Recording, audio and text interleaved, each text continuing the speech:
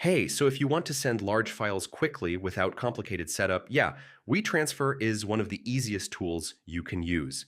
In this complete beginner guide, I'll show you step by step how to use WeTransfer from start to finish. First, open your browser and go to the WeTransfer website.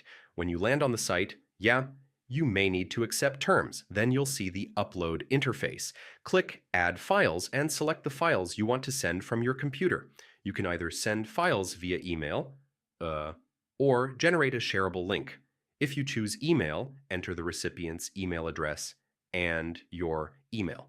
You can also add a message, to give context about the files. Click Transfer and wait for the upload to complete. Once done, your files are sent via email or you'll get a link to share. So that's how to use WeTransfer step by step.